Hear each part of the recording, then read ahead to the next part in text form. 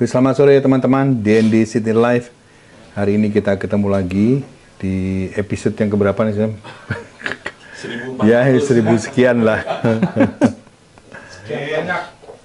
Ya, jadi hari ini kita kedatangan teman, tamu, guru, sahabat Michael Toysuta. Dan hari ini kita akan mencoba untuk bertanya ke, istilahnya kita ngobrol-ngobrol lah ini sama Michael tentang apa musik seni yang ada di Sydney ini. Dan mudah-mudahan ini akan menjadi inspirasi kita semua, jadi edukasi buat kita semua. Oke, kita jalan aja yuk. Tepuk tangan mereka buat Michael Toysuta.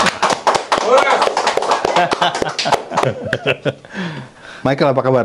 Baik, terima kasih. Apa kabar? Kita terakhir ketemu yang latihan Mas Jabu itu. Enggak ya, kita ketemu lagi, ada acara ya waktu itu. Iya. Di nongkrong di Belmore kan, di tempat Mas Arif. Terus kita ketemu, bro. Oh iya benar, Mas Butet. Iya kan? Iya. Terus udah gitu kita lost contact tuh, ngilang tuh. Katanya kamu ke Adelaide atau kemana gitu ya. Oke, gimana sehat-sehat? Sehat, terima kasih. Gitu, ya. Ya, Mike, ini sebenarnya udah rencananya udah lama sebenarnya pengen ngobrol sama lu tentang tentang apa. Ya kita sharing-sharing pengalaman yang apa yang pernah lu alamin gitu kan. Oke, gue langsung aja ya. Iya. Mengingat waktu nih. Iya, silakan. Jadi tolong gue pengen tahu dulu. Oh ya, gue mesti jelasin. Ini ada segmen yang akan kita bentuk di DND Sydney Live ini mengenai orang-orang keturunan. Nah, kayak kamu lah, gitu kan. Kalau orang Jakarta bilang orang Indo nih, ya kan. Nah, kemarin sempat sama anak-anaknya Mas Harto dan sekarang kamu yang ada di sini. Bisa tolong ceritain sedikit perjalanan lu mulai dari kok bisa ada lu balik ke sini lagi ke Sydney, padahal lu pernah di Indonesia kan pada saat itu ya. Ya, silakan. Ya, dari kecil saya di Indonesia sebenarnya. Jadi memang lahir di sini, tapi seingat seingat cerita-cerita keluarga cuma 2 bulan di sana. Lalu di Sydney, lalu di Indonesia sampai lulus SMA. Oh, jadi, SMA Jakarta? Enggak, saya di Salatiga kebanyakan. Oke. Iya. Ada di Jakarta mungkin 2 tahun. Sempat ke Sydney setahun waktu TK, tapi selain itu di Salatiga terus. Iya. Jadi sampai lulus SMA saya di sana, terus baru ke sini untuk kuliah. Salatiga bahasa Jawa ya? Iya, bahasa Jawa. Lo Jakartamu enak banget itu apa? Banyak kumpul orang Jakarta atau gimana? Iya, banyak teman orang Jakarta. Iya. Jadi kalau orang ngomong Jawa ngerti dong ya? Ngerti. Tapi keluarga saya bukan orang Jawa, jadi setelah selesai sekolah, ya cuma sama teman-teman SMA atau teman-teman keluarga Salatiga, terus kemudian banyak juga teman Jogja gara-gara teman-teman kayak Mas Sawung Jabo jadi kenal, tapi selain itu nggak pakai bahasa Jawa sebenarnya. Iya, udah mix ya. Jadi karena di Salatiga juga keluarga bapak dari Kupang atau dari Ambon, opa saya orang Ambon, jadi banyak orang-orang Indonesia Timur yang teman keluarga di sana. Jadi bahasa dan budaya campur-campur di sana.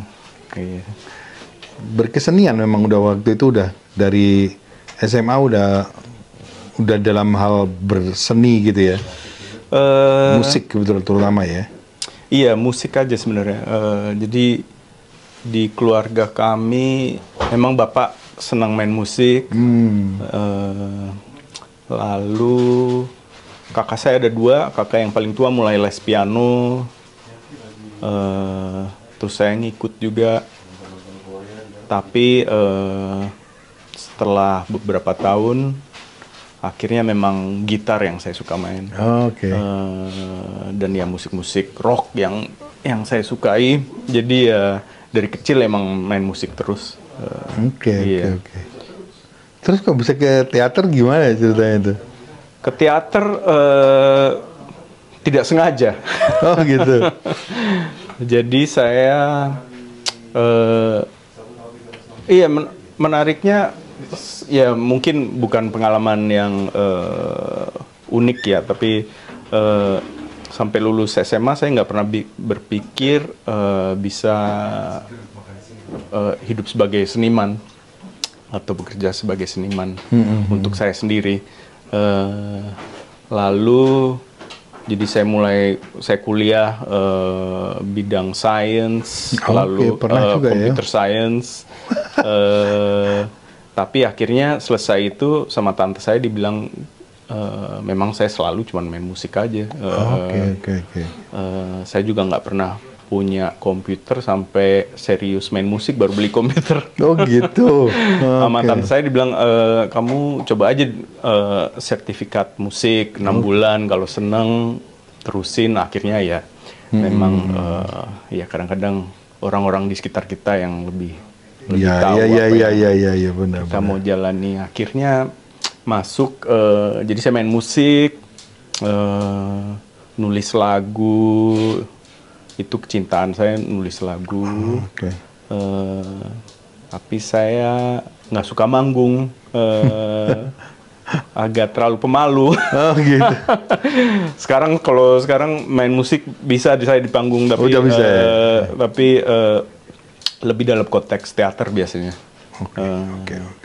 Lalu akhirnya saya main musik, sound engineering, lalu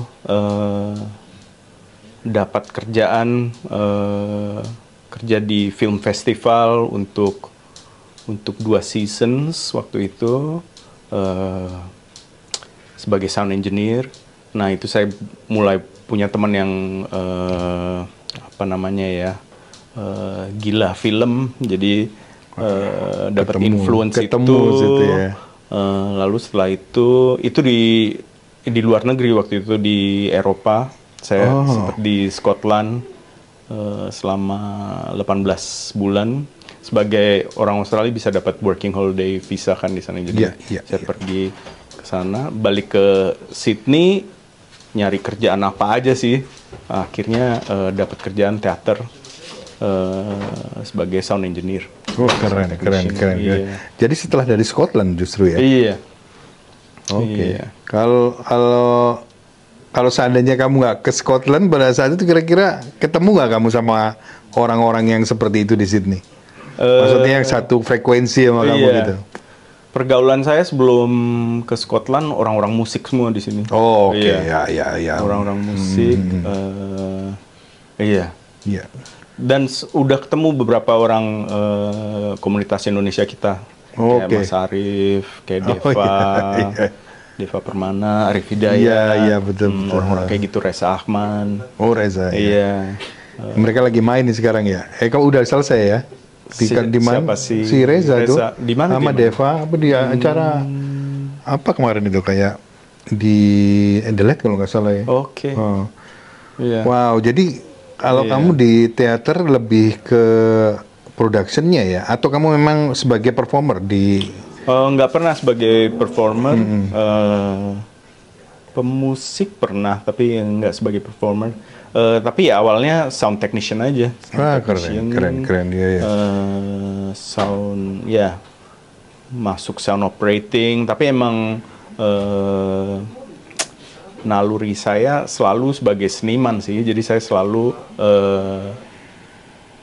lebih tertarik ke sisi artistiknya daripada sisi teknisnya sebenarnya. Oke. Iya. Ya ini teknisnya mendukung aja gitu ya. Mendukung, iya. Wow. Iya Michael. Jadi sebenarnya banyak poin dari hari ini kita ketemu. Cuman aku mau coba build up satu-satu aja ya. Kayak ketertarikan kamu sebagai seorang engineer, sound engineer. Itu menurut aku nggak semua orang ya, gitu. Orang selalu kepingin jadi nih gua nih gitu kan, performnya gitu. Tapi kamu lebih memilih ke sound engineer, which is itu adalah orang-orang yang behind the scene kan sebetulnya ya kan. Itu kok bisa kamu milih itu gimana tuh? Saya kira sebenarnya saya lebih tertarik ke misalnya kalau di musik saya lebih tertarik ke nulis lagu, lalu ya tertarik sisi production, producing of music, tapi ya mungkin karena saya nggak suka main di panggung, jadinya lebih akhirnya ya juga nyari kerjaan dapatnya di ya kayak sound engineering, sound technician. Kayaknya itu bukan impian saya sih, tapi sebetulnya iya. Tapi tentu banyak apa namanya advantages of kalau ngerti sisi teknisnya. Iya. Kadang-kadang berkeseniannya juga bisa lebih apa ya mandiri karena ngerti sisi-sisi teknis. Ya lebih ini sih sebenarnya lebih mandiri tadi benar-benar. Nah terus ini sebelum ke hal yang kita tunggu-tunggu, jadi mengenai itu loh, atau mungkin sekarang aku mau tanya langsung ke aku mau nanya mengenai funding. Oke.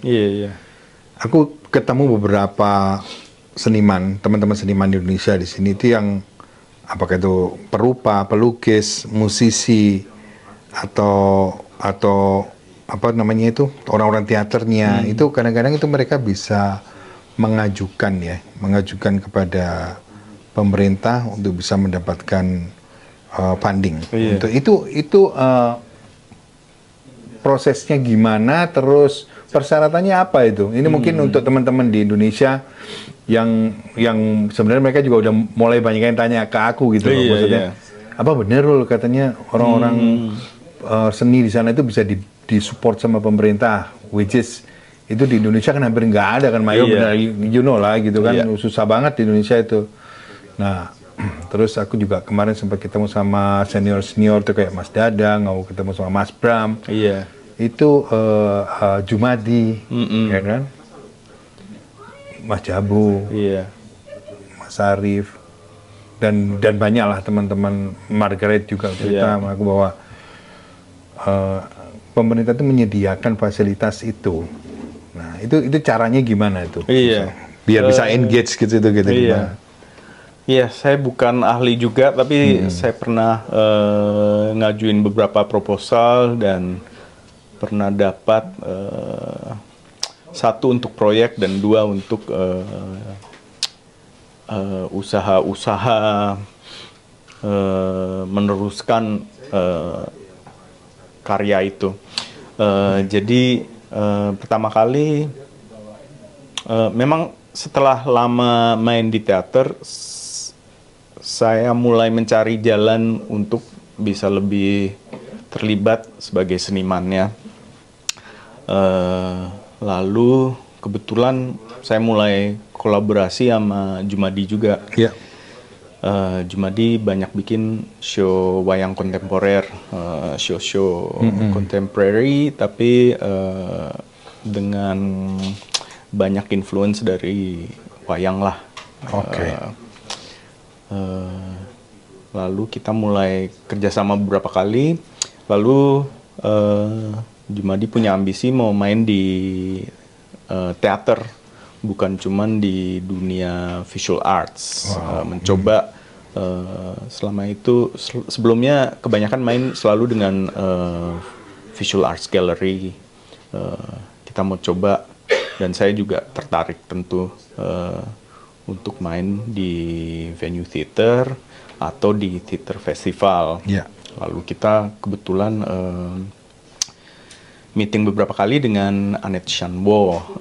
Dia Artistic Director Contemporary Asian Australian Performance, CAAP, CAP di sini bilangnya. Lalu dia tertarik dengan proyek itu. Lalu ya kita bilang gimana caranya nih? Saya bilang ya kita harus coba dapatkan fundingnya. Jalan yang sering dijalani oleh theater companies atau theater productions di Australia lewat grants pemerintah. Grants dari pemerintah iya, kan? Misalnya dulu namanya Australia Council for the Arts, tapi udah beberapa tahun ganti nama jadi Creative Australia. Tapi sama artinya? Sama, itu sama, organisasi yang sama. Itu federal, jadi seluruh Australia bisa mengajukan proposal ke mereka. Oke. Tapi di setiap state ada juga, kalau kita di New South Wales ada Create New South Wales namanya. Jadi bersama Anet dan Jumadi punya pengalaman dengan grants lewat kolaborasinya dengan ya nggak tahu siapa, Biennale atau APT, Asia Pacific Triennale, pokoknya pernah ya dia Visual ada Arts World. Jadi dia ya menurut saya dia lumayan jago, sangat jago lah dalam grant application. Dia bisa memikirkan sisi artistik apa yang mau dia capai, tapi dia juga mikir apa yang mau dibaca oleh grants panelist. Wow. Panelist ini nih. Jadi dia bagus sekali cara dia bisa nyari kata-kata untuk masih mengungkapkan apa yang dia pengen capai, tapi juga masuk akal buat orang yang ngasih duitnya. Wow. Nah, kalau di Australia akhirnya walaupun ini government grants, tapi panelistnya yang akhirnya memilih proyek-proyek itu biasanya artis. Jadi seniman-seniman Australia dipilih untuk masuk panelistnya. Mungkin ada nggak tahu berapa orang, 5 sampai 10. Yeah. Lalu mereka diskusi proyek mana yang mereka paling senang atau yang mereka pilih sebagai yang paling layak gitu. Oke. Tapi memang sangat kompetitif. Gitu ya. Iya. Jadi kita pernah sekali dapat grant untuk buat wayang kontemporer, judulnya Perahu-Perahu. Oh, aku dengar itu. Iya, itu kita main di Ausasia Festival, lalu main di Sydney Festival. Dan itu show yang lumayan besar, soalnya di sini kalau di Australia dalam pengalaman saya kebanyakan uangnya keluar untuk bayar orang-orang kan. Jadi pemain kita waktu itu 7 orang yang main di panggung. Oke. Nah itu kalau dan ada peraturan minimum wage, apa yang harus dibayar, misalnya nggak tahu lah, misalnya $1,000 per minggu atau gimana. Itu kalau udah untuk senimannya. Saya nggak tahu pastinya berapa, tapi kalau iya, tapi ada itu ya. Itu kita itu udah $7,000 per minggu. Iya. Jadi karena 7 orang yang terlibat. Iya. Jadi tapi itu show yang lumayan besar dan ya kita berhasil dapat grant. Lalu karena kerjasama dengan CAP dan juga kita berhasil dapat dukungan dari Ausasia Festival. Nice. Jadi udah tiga pihak yang funding proyek itu. Keren banget. Tapi barusan kita nyoba dapat funding juga untuk memulai proyek baru saya dengan Jumadi, dan gagal. Barusan Desember kemarin, tapi saya dengar yang applicants-nya ada sekitar 120 lebih, proyek yang dapat cuma sekitar 19. Jadi sekarang sangat kompetitif. Jadi ya banyak diskusi ini kayaknya saat ini agak susah buat seniman-seniman Australia untuk berkarya, tapi ya kalau dibanding Indonesia juga ya itu dia. Luar biasa, kan ada dukungan dari uang dari pemerintah yang bisa kita dapatkan. Ya mungkin competition karena kompetisinya juga, sudah semakin ketat ya. Iya. Jadi mungkin message-nya apa yang kita bisa dapat itu tadi untuk seniman-seniman yang di Indonesia itu adalah apa kabar nih pemerintah kita nih, ya, men ya? Iya. Karena banyak sekali potensi di sana yang harusnya bisa muncul. Oke, tapi ya nggak tahu lah. Kita cuma orang-orang yang beruntung aja berada di negara ini. Oke, kita akan kembali lagi untuk ke set yang kedua ya. Keren bro, keren bro. Natural. Oke, kita ketemu lagi di sesi yang kedua. Jalan aja yuk. Oke, Michael. Aku langsung ke pertanyaan, bagaimana pengalaman kerjamu pada saat kamu kerjasama ya itu ya? Atau gimana itu bentuknya? Dengan Belvoir dan Sydney Theatre Company. Silakan. Iya, jadi itu waktu saya kembali dari luar negeri, dari Scotland, nyari kerjaan, akhirnya lihat ada iklan dari Sydney Theatre Company nyari sound technicians. Oke. Lalu saya dicoba sama mereka. Itu ya kerjanya nyolder kabel, ngangkat-ngangkat speaker, itu kerjaan sound department kalau theater company di sini emang kayak gitu. Rigging speakers,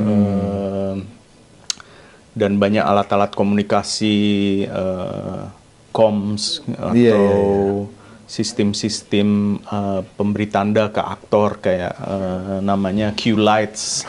Pokoknya macam-macam kayak gitu deh. Jadi saya kerja teknisi. Udah lebih ke productionnya ya? Iya. Lalu setelah itu direkomendasi orang Belvoir nyari sound technician, nanya orang Sydney Theatre Company, nama saya dikasih, terus saya mulai sound operating waktu itu. Ada show namanya Keating the Musical. Keating itu Perdana Menteri Australia yang ya dia bagus lah hubungannya ke Indonesia waktu itu. Lumayan merubah political environment di Australia. Sudut pandangnya jadi berubah ya. Nah, pertunjukan itu kebetulan orang-orang musik juga yang, soalnya itu band musik, lalu ada yang nyanyi, semuanya musical. Tapi yang buat orang-orang musik-musik, musik rock di Melbourne, musik rock, musik jazz, macam-macam. Lalu jadinya itu pengalaman saya mulai masuk dalam teater benar-benar ya di show itu. Tapi ya setelah bertahun-tahun saya pengen lebih sound designing atau composing untuk musik untuk teater. Tapi saya mulai dicap teknisi. Karena itu ya. Kadang-kadang susah bergerak kalau orang mikir, oh itu teknisi kok, apa dia bisa bikin musiknya lebih ke artnya atau ke gitu artnya gitu. Memang padahal basicmu sebenarnya kamu di artnya. Mulainya dari artnya. Dan saya mulai teknisinya mikirnya, wah saya ketahuan bukan teknisi beneran nih, jangan. Gitu ya. Tapi di lain sisi berarti pekerjaanmu diterima dong sama mereka ya pada saat itu. That's good. Lalu lama-lama saya bisa merubah itulah pandangan itu. Saya mulai dapat kerjaan sebagai sound designer. Waduh, itu nggak gampang ya untuk nge-switch itu ya. Iya. Nah, oke. Terus aku agak tertarik dengan proyekmu yang Habitat ya. Habitat. Itu jadi kamu benar-benar kerja sama orang-orang non Indonesia ya pada saat itu ya. Iya. Itu gimana bro itu? Habitat itu proyeknya artis orang Australia dan Bougainville, nama tempat dia dari Autonomous Region of Bougainville, itu bagian Papua New Guinea tapi autonomous mereka. Nama artisnya Taloy Havini. Nah dia itu teman saya. Dan teman saya itu orang sound yang biasanya dia bikin musiknya atau sound design buat karya-karya video artnya Taloy. Yang bikin biasanya teman saya ini si Hailey. Akhirnya Hailey nggak bisa, dia bilang coba aja Mas Michael mungkin cocok. Lalu akhirnya kita bikin sampai mungkin ada 3 proyek. Tapi yang pertama Habitat 2017 kalau nggak salah. Jadi itu benar-benar kerjasama sama satu artis saja sih. Sama dia. Jadi dia udah established sebagai visual artist di sini, tapi juga proyeknya dia udah jalan, lalu dia pengen nambahin sound. Nah, terus ya kita ketemu, mulai kerja bareng, nyambung. Dan ya tentu sebagai orang-orang Pasifik, Melanesia, pengalaman ya orang-orang Bougainville yang juga tertindas kolonialisme, ya banyaklah kesamaan. Saya merasa banyak kesamaan sama dia. Jadi kita nyambung. Iya. Jadi kamu benar-benar waktu itu benar-benar sama main artisnya ya? Iya. Bukan sama timnya, bukan ya? Bukan. Jadi timnya hanya Taloy sebagai artisnya. Dia punya 2 teman yang bikin videonya. Lalu saya bikin sound dan musiknya. Wah, asik. Ekspor itu kamu ya benar-benar. Iya. Gimana kamu kesanmu gimana pada saat itu? Kamu puas nggak dengan apa yang kamu dapat? Luar biasa. Gitu ya. Benar-benar. Dan ini memang pengalaman yang menarik kerja dengan beberapa visual artist kayak Jumadi, kayak Taloy. Dalam pengalaman saya mereka insting mereka untuk sound, untuk musik itu bagus sekali. Mungkin salah satu sebabnya ya karena karya itu mereka benar-benar ngerti apa yang mereka mau buat. Jadi kalau musiknya kerasa nggak kena, mereka akan berusaha mencari strategi lain untuk nggak gini nih gitu ya. Tapi juga dengan keterbatasan bahasa mereka tentang sound atau musik, luar biasa mereka bisa mencari, oh mungkin seperti ini, bukan mendikte karena mereka juga bukan pemusik, tapi akhirnya juga musik dan sound yang saya hasilkan lebih menarik dari yang saya bayangkan. Pertama karena kolaborasi itu. Asik. Terus apa ini ke depannya kayak impian yang secara pribadi aja ya. Kalau kerjaan kan mungkin kamu akan dapat aja lah istilahnya, kamu udah di bidang itu kan. Tapi dari kamu sendiri kira-kira apa ini impianmu ke depannya dalam waktu dekat atau jangka pendek ataupun jangka panjang ya yang belum kamu realisasikan itu kira-kira apa teman? Yang saya cari memang untuk more and more develop my own voice gitu. Walaupun saya udah bekerja bertahun-tahun dalam bidang ini, tapi saya masih mencari. For sure. Salah satu kolaborasi yang sangat menarik ya dengan Jumadi. Kita sekarang berusaha membuat karya baru, karya panggung, tetapi kita berusaha keluar dari pola-pola kebiasaan kita. Sekarang kita udah buat beberapa karya, selalu beda-beda semua, tapi strukturnya biasanya sangat jelas gitu. 2 OHP, karya cutouts-nya Jumadi, dan beberapa pemusik. Sekarang kita menggali, kita pengen mencoba sesuatu yang lain. Timnya udah kita rubah. Tapi ya pokoknya singkatnya itu salah satu eksperimentasi kesenian yang menarik buat saya. Baru ya.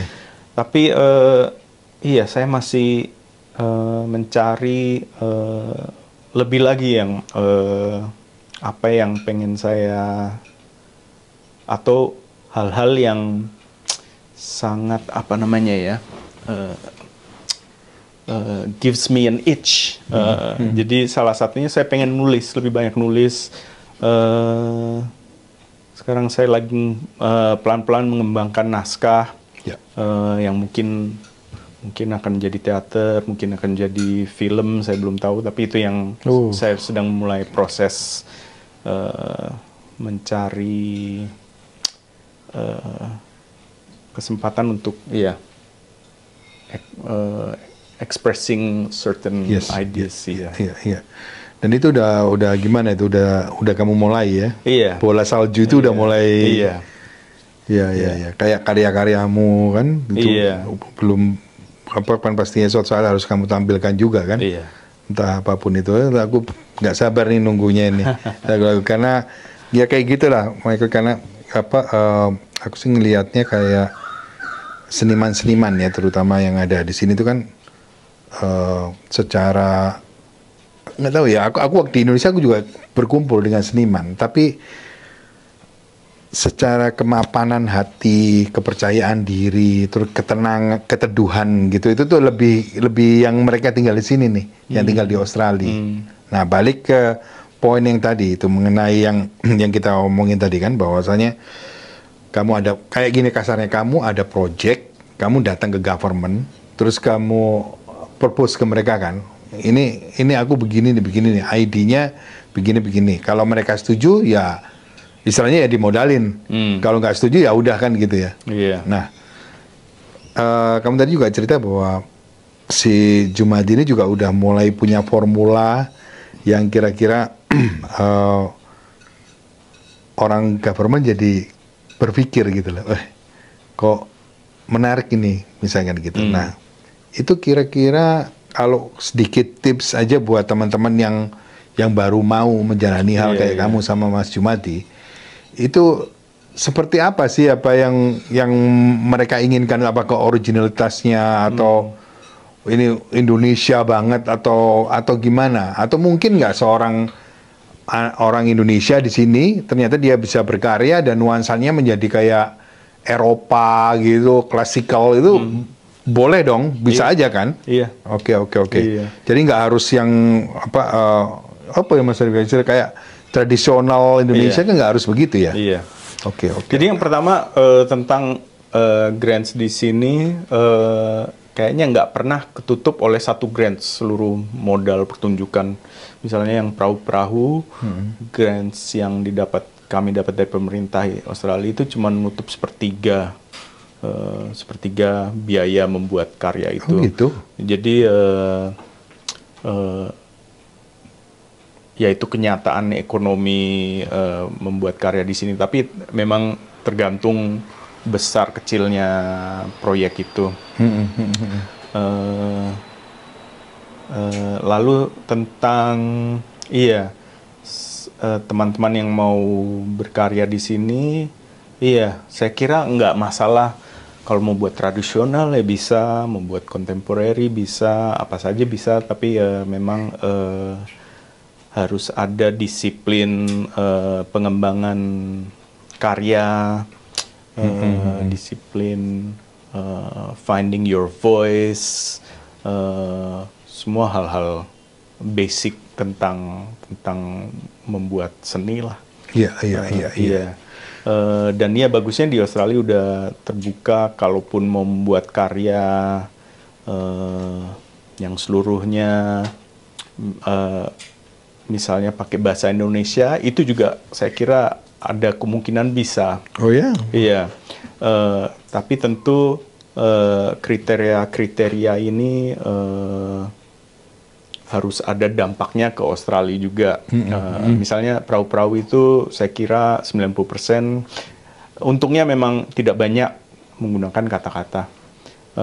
Tapi kalau kita pakai kata-kata atau lagu, kebanyakan bahasa Indonesia atau bahasa Jawa semua. Waktu itu mungkin cuma ada 10% yang pakai bahasa Inggris. Tapi kebanyakan semuanya hanya dari musik dan visual, dari sound dan visual. Jadi nggak masalah mau tradisional atau contemporary, tapi memang kualitas keseniannya harus tinggi untuk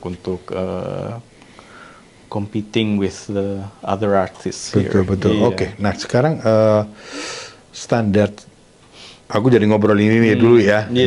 Standar bahwa ini tinggi dan tidaknya sebuah karya seni, itu yang menentukan siapa? Mereka atau dari kita sendiri gitu maksudnya? Itu susahnya berkesenian karena bukan kayak lomba lari. Iya, abstrak juga situ ya. Tapi ya misalnya sebagai pemusik ya tentu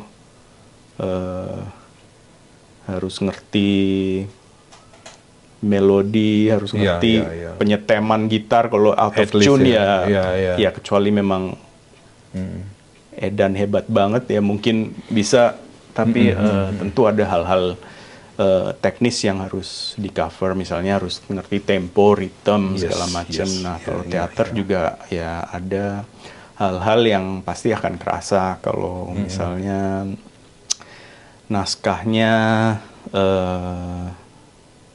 muter-muter nggak jelas ceritanya. Dalam kebanyakan teater itu nggak akan berhasil. Tentu juga dengan kesenian, every rule you can break it. Tapi ini masalah kualitas kesenian ya. It's something that's a bit hard to quantify, tapi quantify-nya itu ya. Kalau kita berdisiplin terus sebagai seniman ya kita mulai ngerti apa yang benar-benar mengekspresikan apa yang kita mau ekspresikan dengan bagaimana menyentuh penonton segala macam. Itu yang harus kita tetap harus dipikirkan ya. Oke. Jadi nggak melulu sebuah karya seni yang idealis, tapi tetap harus ada unsur apanya ya, dampak sosialnya, betul nggak sih? Terus yang kayak emotional touch tadi itu. Tapi juga ada karya-karya seni yang lebih community art misalnya, yang tujuannya bukan competing sama teater terbaik Eropa atau Taiwan atau apa, tapi memang ada suatu dampak ke komunitas yang sangat jelas, yang itu penting juga. Dan bagaimana kita membilang bagus atau tidaknya itu bedalah kriterianya. Dan ada sekali lagi saya bukan ahlinya, tapi saya kira ada grants tertentu di Australia yang kalau memang itu proyek yang pengen kamu jalankan, itu mungkin ada jalannya juga. Iya. Wow.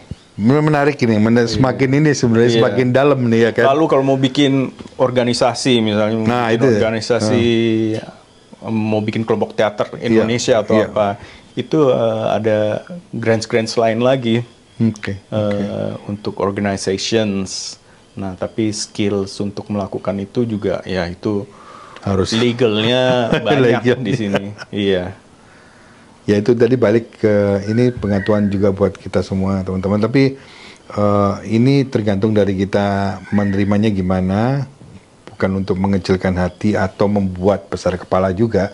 Tapi ini akan membawa pencerahan juga kan buat kita semua gitu. Jadi jangan pernah menyerah sebagai seniman gitu ya Michael ya. Nah terakhir nih Michael, ada balik ke kamu sebagai sound engineer, ya kan? Ini kan aku tahu kamu juga seorang songwriter, kamu juga composer, gitu kan? Itu sinergi nggak kira-kira apa ya profesimu sebagai sound engineer dengan kamu sesungguhnya, which is kan kalau misalkan kamu sebagai sound engineer, kamu cerita tadi kadang-kadang kamu kayak menerima order dari misalkan aku klienmu gitu, Michael, aku kepinginnya begini-begini, and then you do it, gitu, udah selesai kan gitu. Nah, kalau misalkan kamu sebagai sound engineer dan kamu ada kesempatan, kira-kira kamu akan melakukan apa untuk menunjang karyamu sendiri sebagai sound engineer ya? Jadi apa? Jadi kan maksudnya ya, keahlianmu dan juga memang gift yang kamu punya. Gitu. Iya. Kalau untuk pushing sound engineering saya, ini proyek yang sedang digarap sama Jumadi. Itu saya ide sound design saya masih dikembangkan, tapi itu sudah sangat challenging. Dan itu akan push saya untuk lebih ini lagi ya. Kontennya kelihatannya ya dalam rencana kami kita mau kerjasama dengan teman komposer di Surabaya yang ahli musik Padalungan, daerah Tapal Kuda, Jawa Timur. Ya. Tapi musiknya mau saya abstract, saya pecah belah jadi lebih abstracted noise art. Okay. Lalu benar-benar surround sound di penonton di tengah lautan suara ini. Wow. Ya itu bayangan saya. Keren itu. Iya. Jadi kayak apa sekarang yang istilahnya yang sekarang itu kan berapa poin itu ya? Iya. Keren. Iya. Wow, itu aku nggak sabar tuh nunggunya itu, Michael. Terima kasih. Oke, terima kasih banyak hari sama-sama. ini banyak pencerahan juga yang kita dapat dari kamu, Michael. Sukses terus. Aku sebagai teman berdoa buat kesuksesanmu. Ya, terima kan? kasih sama-sama. Terus ya kalau misalkan nanti ada kolaborasi antara D&D dengan Michael Toysuta, ya kita tetap terbuka. Iya, tentu. Oke, thank you very much. Terima kasih. Thank you. Oke, itulah episode kita malam ini bersama Michael Toysuta. Terima kasih teman-teman masih tetap setia di channel D&D City Live. Makanya jangan lupa nge-like, subscribe, dan sebagainya. Komennya juga ditunggu ya. Oke, jalan aja yuk. Bye-bye.